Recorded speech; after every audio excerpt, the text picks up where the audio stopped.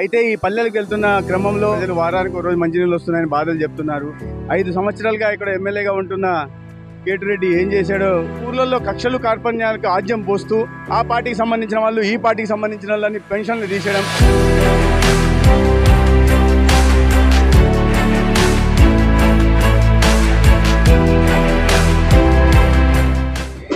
ధర్మవరం పట్టణంలో కానీ ధర్మవరం నియోజకవర్గంలో కానీ ఎక్కడికి వెళ్ళినా కూడా ప్రజలు అపూర్వ స్వాగతం పలుకుతున్నారు.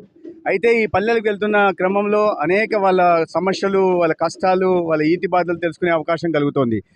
5 సంవత్సరాలుగా ఇక్కడ ఎమ్మెల్యేగా ఉంటున్న కేటిరెడ్డి ఏం చేశాడో ఏం చెప్పలేని పరిస్థితుల్లో ఉన్నాడు.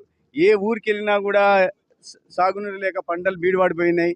తాగడానికి ఇక్కడ మంచినీళ్ళు లేక ప్రజలు వారానికి ఒక రోజు మంచినీళ్ళు వస్తున్నాయని బాధలు చెప్తున్నారు. గ్రామాలకు రహదారులు లేవు.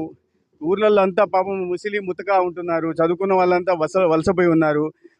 కొన్ని గ్రామాలు అయితే మరి శ్మశానాన్ని తలపింపజేసేలాగా ఉన్నాయి. అంటే ఇటువంటి పరిస్థితులు ఉంటే గ్రామాలు ఏ ఆర్థిక వ్యవస్థకైనా వెన్నెముక లాంటివి. అటువంటి గ్రామాలని పట్టించుకోకుండా 5 సంవత్సరాల్లో అసలు కొన్ని గ్రామాలు వెళ్ళనే లేదు, లేదా 5 సంవత్సరాలు ఒకసారి వెళ్ళాడు. ప్రజాప్రతినిధిగా ఉంటూ 5 సంవత్సరాలకు ఒక్కసారి లేక వెళ్ళకపోతే అక్కడ ప్రజల సమస్యలు ఎలా తెలుస్తాయి? ఇవి కాక ఊర్లలో కక్షలు కార్పణ్యాలకు ఆజ్యం పోస్తూ గ్రూపులుగా విడదీసి దానివల్ల రాజకీయ లబ్ధి పొందే ప్రయత్నం చేస్తున్నారు.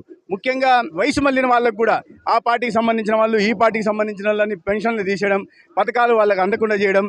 ఒక ప్రజాప్రతినిధి అనేవాడు గెలిచిన తర్వాత సంరక్షకుడు అవుతాడు, అంతేగాని ఆ పార్టీ ఈ పార్టీ అని చెప్పి వాళ్ళ పట్ల వివక్ష చూపి వయసు మళ్ళిన వాళ్ళని ఇబ్బంది పెట్టడం ఏంటి? వాళ్ళకి పెన్షన్ రాకుండా వాళ్ళ అనారోగ్యం పాలవుతుంటే వాళ్ళని పట్టించుకోకపోవడం ఏంటి?